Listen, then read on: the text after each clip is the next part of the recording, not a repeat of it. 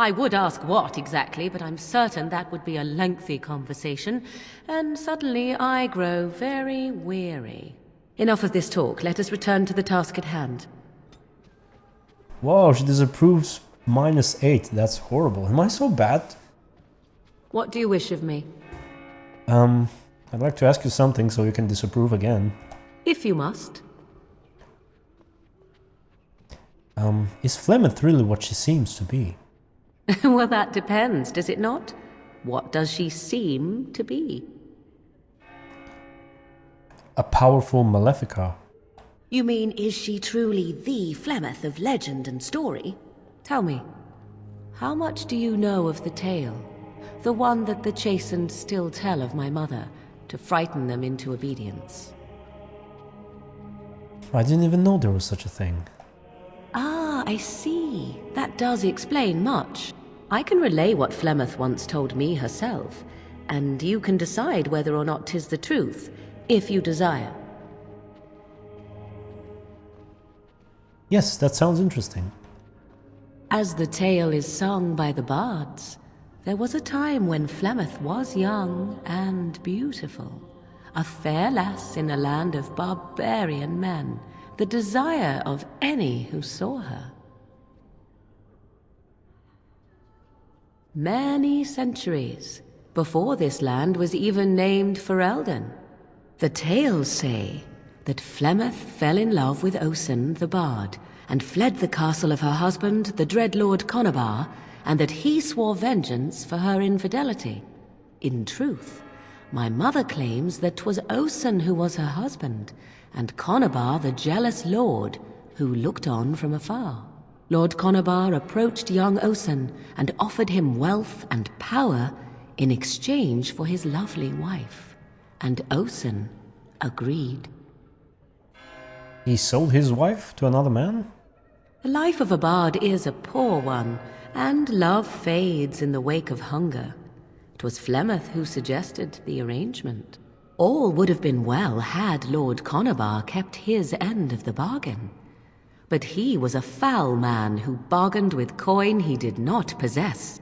Osen was led off to a field and slain, left for dead.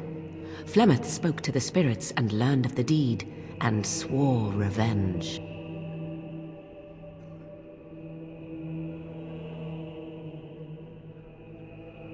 So she truly loved Osen, then?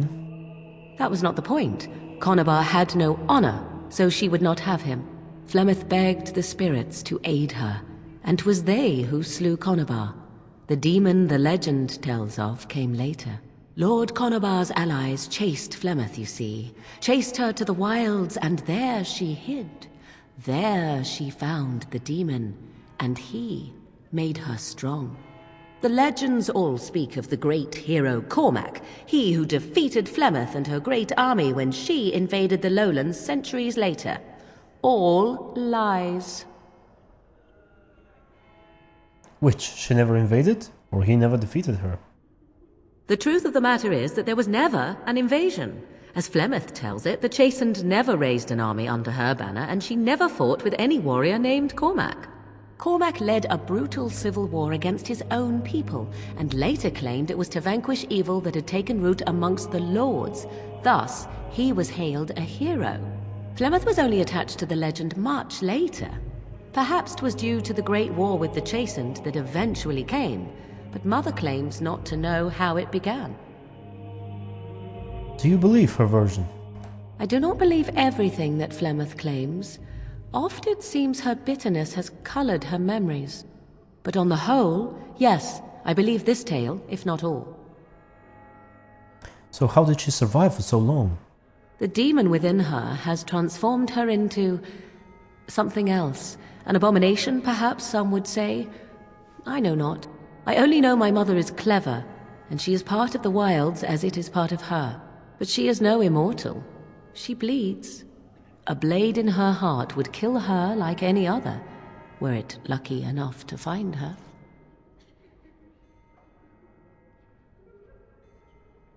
The legend tells of Flemeth having many daughters. You ask if I have sisters. I have asked of this myself. The stories tell of many witches of the wilds after all, not, and done many things I know nothing of. Your Flemeth refuses to speak of other daughters, if they existed. So, should I believe I am her first? I doubt that too. Why would she refuse to speak? The Chastened tell of a falling out between Flemeth and her daughters. They say that one day she hunted them all through the wilds and ate their hearts. It may be true. I have never seen another witch or heard of one. Perhaps one day Flemeth will eat my heart as well. Aren't abominations usually insane horrors? How often is this usually? Always? If not always, then when is it not true? There are more things in this world and the next than you or I could ever hope to understand. What Flemeth became is a mystery. I suspect, even to her. Flemeth tells it with far more embellishment than I, but you are welcome. Dare I ask of your own mother? Few are abominations of legend, 'tis true, but I find myself curious nevertheless.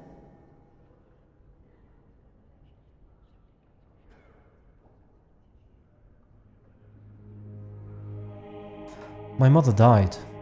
Recently, in fact. Ah, then you have my sympathies for what it is worth. Which is very little, I am certain. It matters not. Let us move on. Oh, now she approves, when I said my mother died. Okay. What do you wish of me? I'd like to discuss something personal. We are hardly alone, so privacy is not an option. It is your question, however. Ask what you will.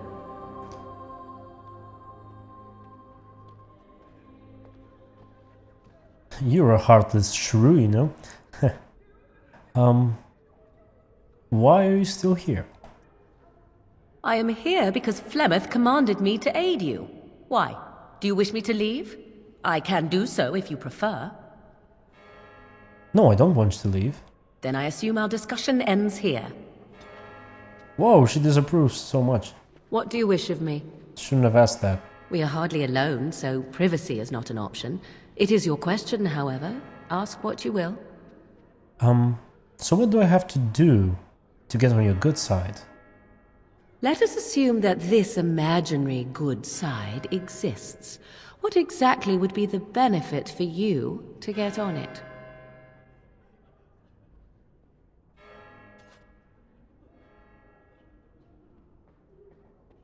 I'll sell for a smile, I guess.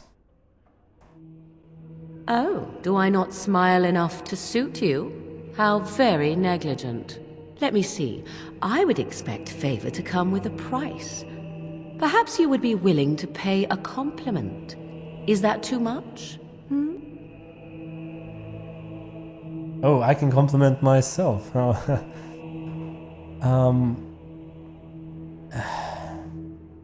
This is strange. I mean, you're brilliant and amazing. Can't I just... Are you joking? You're fishing? I'm not sure what to go for. I do find it a little weird for her to ask for a compliment in such a way.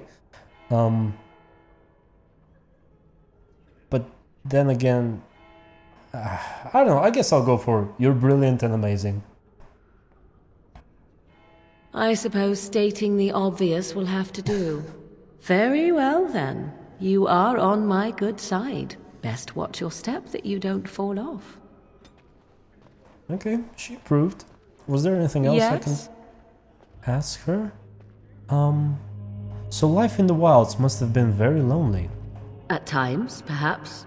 A world full of people and buildings and things was all very foreign to me. If I wished companionship, I ran with the wolves and flew with the birds. If I spoke, 'twas to the trees.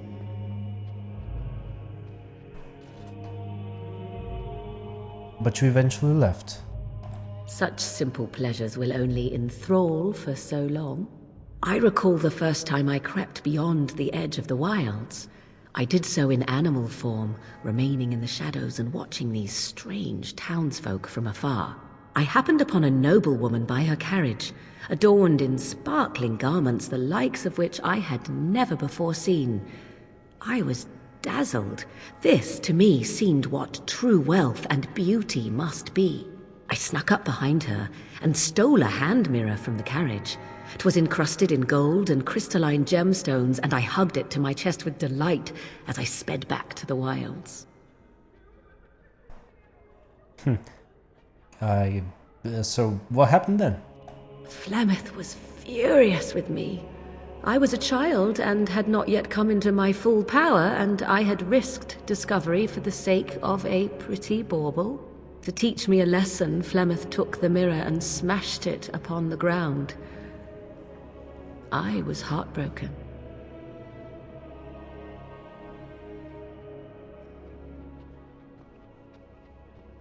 But you were just a child. And a foolish one. Flemeth was right to break me of my fascination. Beauty and love are fleeting and have no meaning. Survival has meaning. Power has meaning. Without those lessons, I would not be here today, as difficult as they might have been.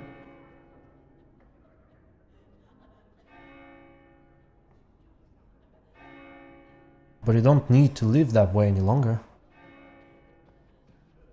Do I not? I am still an apostate mage, even if I have left the wilds. The Darkspawn are yet undefeated. No, there is much that remains. To return to your original question, perhaps my time in the wilds was indeed lonely, but such was how it had to be. I find myself at times wondering what might have become of the girl with the beautiful golden mirror, but such fantasies have no place amidst reality.